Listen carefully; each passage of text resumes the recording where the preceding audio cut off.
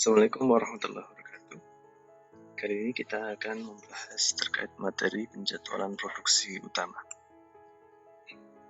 Jadwal induk produksi atau Master Production Schedule atau disingkat MPS adalah pernyataan produk akhir atau end item apa saja yang akan diproduksi dalam bentuk jumlah dan waktu tertentu.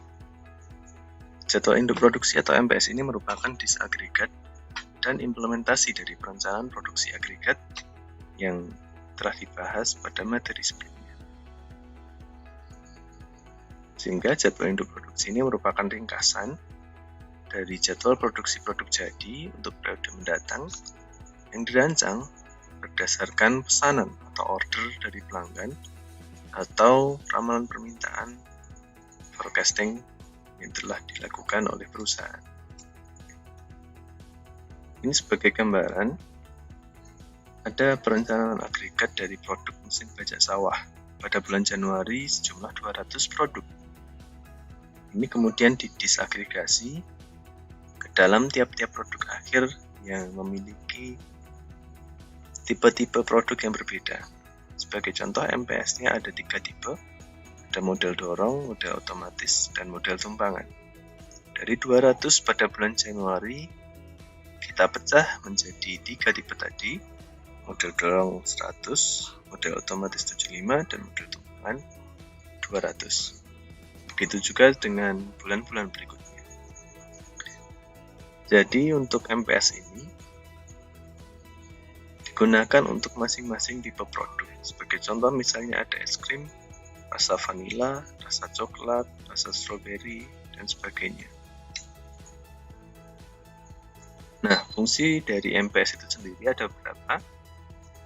Yang pertama bisa menjadwalkan produksi dan pembelian bahan baku untuk produk yang akan dibuat. Jadwal induk produksi itu menyatakan kapan, jumlahnya berapa, dan waktu produk harus dipesan itu kapan. Kemudian juga sebagai dasar penentuan kebutuhan sumber daya seperti tenaga kerja, jam, mesin, atau energi melalui perhitungan perencanaan kapasitas kasar. Selain itu juga MPS dapat dijadikan sebagai dasar pertimbangan dalam penentuan janji pengiriman produk kepada konsumen. Baik, kita langsung saja kepada penentuan MPS. Ada beberapa yang harus dipertimbangkan, terutama terkait dengan waktu, karena menyangkut untung rugi dalam perspektif pemasaran. Sebagai contoh, terlalu mengakomodasi perubahan MPS dalam artian memberikan kelonggaran waktu tertentu untuk melakukan perubahan dapat mengakibatkan inefisiensi sehingga menyebabkan penurunan produktivitas. Tapi terlalu ketat atau tidak fleksibel dalam melakukan perubahan MPS dapat juga mengakibatkan buruknya pelayanan konsumen dan manajemen persediaan. Ini adalah gambaran bagaimana proses penjadwalan produksi. Dalam membuat MPS ada minimal 3 input yang akan digunakan. Input 3 tersebut, yang pertama persediaan awal, kemudian kedua peramalan, ketiga order konsumen. Dengan 3 input ini saja kita sudah dapat membuat MPS yang nantinya memberikan output persediaan yang diperkirakan berapa, jadwal produksinya pada periode keberapa, kemudian persediaan yang tidak bisa dijamin berapa. Kemudian untuk format JIP-nya bisa menyesuaikan dengan yang ada di sini. Kita akan buat semacam matrix atau tabel yang berisi terkait dengan 3 input tadi dan juga ada output-output dari MPS itu sendiri. Sebagai contoh, ini ada sebuah perusahaan yang membuat roti, ingin menyiapkan jadwal produksi utama untuk bulan Juni dan Juli. Masing-masing memiliki 4 minggu, sehingga di sini ada 8 minggu periode produksi. Pada bulan Juni sebesar 120 pack roti, sehingga per minggunya ada 30 pack roti yang harus diproduksi. Sedangkan pada bulan Juli diproduksi 160 pack roti atau 40 pack roti per minggunya. Awal persediaan ada 64 produk atau 64 pack. Yang ini merupakan produk akhir atau persediaan akhir dari bulan sebelumnya, yaitu akhir bulan Mei. Ini dijadikan sebagai awal persediaan di bulan Juni. Selain itu juga ada order konsumen. Ini sudah di komit gitu, dijadikan patokan. Di awal bulan Juni, periode pertama ada 33, kemudian di periode 2 ada 20, periode 3 10, kemudian 4, dan terakhir 2 di awal bulan Juli. Nah, dari sini kita masih kurang 1 untuk input dari produksinya. Tapi sebenarnya yang 1 ini kita bisa menghitung dari mana? Dari beginning inventory atau persediaan awal. Di depan tadi MPS kita sebutkan bahwa setidaknya ada 3 input. Ada hasil peramalan atau forecasting, order konsumen, dan juga persediaan. Tentunya persediaan yang dimaksud adalah persediaan setiap periodenya. Nah, sehingga persediaan setiap periode per minggunya ini kita bisa proyeksikan. Yang pertama, di minggu pertama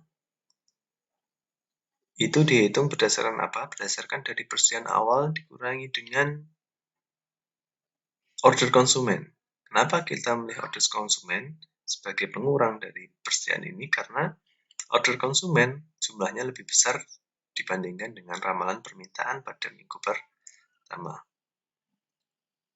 Sebagai contoh lain, di minggu kedua, ternyata ramalan permintaan lebih besar jumlahnya dibandingkan dengan order konsumen.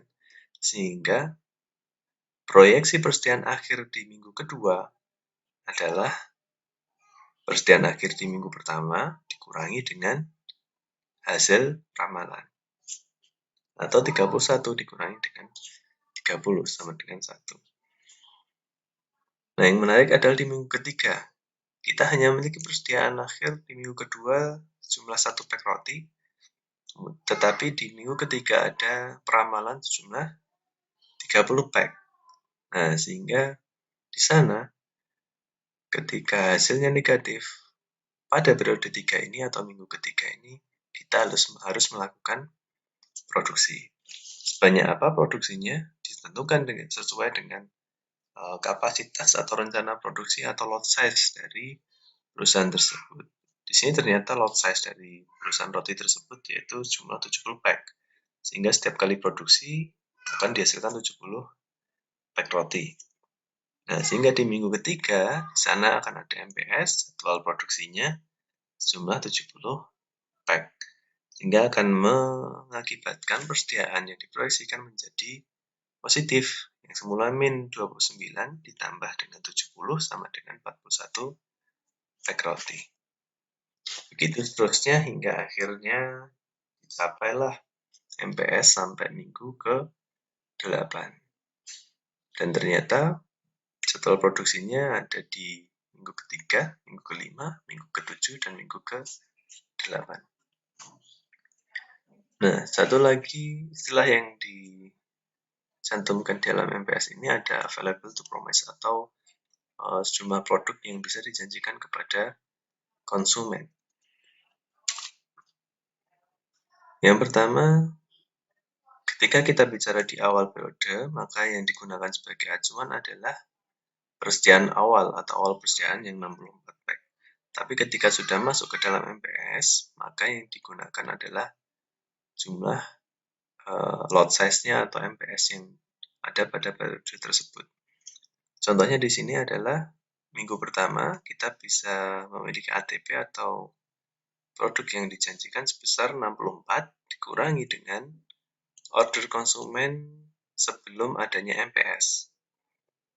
Jadi yang digunakan sebagai pengurang adalah total order konsumen sebelum MPS terjadi. MPS terjadi pada minggu ke-3, sehingga pengurangnya adalah order konsumen pada minggu ke-1 dan ke-2.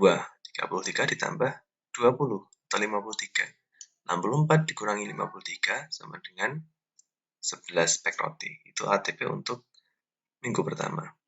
Kemudian ATP pada MPS minggu ketiga.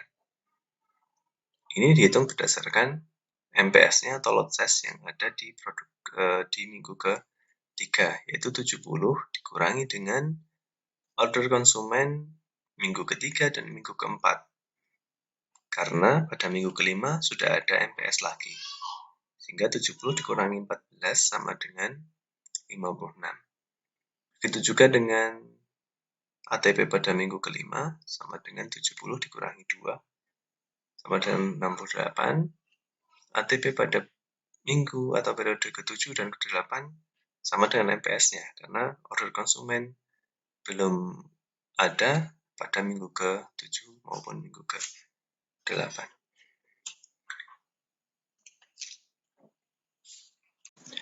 Baik, kita lanjutkan dengan contoh soal yang lain. Yang ini adalah soal untuk kuis online yang kita berikan beberapa waktu yang lalu. Di sini ada tabel dari perusahaan es krim yang produksi dua jenis produk, yaitu produk A dan produk B. Persediaan awal masing-masing produk yaitu 250 dengan lot size yang berbeda, yaitu untuk produk A 180 dan produk B 160. Kemudian ada 6 periode yang akan kita jadwalkan dalam MPS, yaitu periode 1 sampai periode 6. Ini bisa berarti 6 bulan atau 6 minggu. Jadi forecasting produk A, kita mendapati tren yang semakin meningkat, sedangkan produk B trennya semakin menurun. Nah, di sini kita sebelum masuk ke perhitungan persediaan akhir MPS maupun ATP, kita beri satu kolom satu baris lagi yang kita gunakan untuk menghitung persediaan akhir sementara. Ini akan mengecek apakah persediaan tersebut pada periode tertentu itu bernilai negatif atau tidak, sehingga kita bisa memutuskan apakah di periode tersebut akan ada MPS atau tidak. Baik, kita mulai perhitungannya. Yang pertama yaitu terkait dengan persediaan akhir sementara dari produk A. Agar lebih mudah kita beri warna yang berbeda. Untuk produk A warna kuning misalnya. Nah, sehingga di sini persediaan akhir sementara harus kita hitung terlebih dahulu apakah dia bernilai negatif atau positif. Untuk periode pertama ini sama dengan persediaan awal 250 dikurangi dengan, kita bandingkan antara order dengan forecasting produk A, ternyata lebih besar jumlahnya order dari produk A dikurangi order sama dengan 150. Ini masih positif sehingga nilainya sama dengan persediaan akhir sementaranya. Next, di periode kedua sama dengan persediaan akhir di periode pertama dikurangi dengan masih ordernya karena nilainya lebih tinggi dibandingkan dengan forecastingnya. Masih positif sehingga sama dengan persediaan akhir sementara. Kemudian di periode 1 dan 2 ini masih belum ada MPS karena nilai persediaan akhirnya masih positif. Atau dengan kata lain, persediaan awal ini masih memenuhi atau mencukupi dari permintaan konsumen maupun forecasting hasil ramalan yang dilakukan oleh perusahaan. Di sini untuk periode 3, persediaan akhir sementara sama dengan persediaan akhir di periode kedua dikurangi dengan forecastingnya karena lebih tinggi nilai dari forecasting atau peramalannya. Bernilai negatif sehingga akan muncul MPS di periode ke-3 jumlah 180, kita sesuaikan dengan lot size-nya. Sehingga persediaan akhirnya akan sama dengan jumlah dari MPS-nya dan persediaan akhir sementara. Terjumlah 130 produk A. Next, di periode keempat sama dengan masih kita gunakan persen akhir di periode ketiga dikurangi dengan forecastingnya, karena lebih tinggi nilai forecastingnya masih positif sehingga sama dengan persen akhir sementaranya. Pada periode kelima kita bisa hitung persen akhir sementaranya sama dengan persen akhir di periode keempat dikurangi dengan forecasting, karena lebih tinggi nilai forecasting sehingga nilainya negatif. Oleh karena itu diperlukan MPS di sini atau penjatuhan produksi di periode ke-5 sebesar 180, sehingga persen akhir akan menjadi jumlah dari MPS dan persen akhir sementaranya atau 90. Produk A.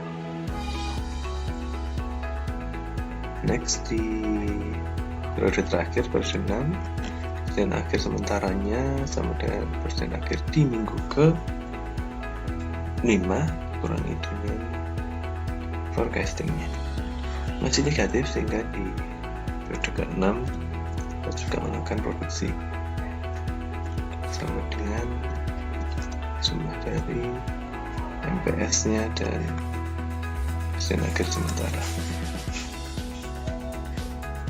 tapi warna yang berbeda, sehingga di sini diperoleh total MPS atau produksi itu di periode 3, 5, dan 6. Next, di produk B kurang lebih sama caranya dengan periode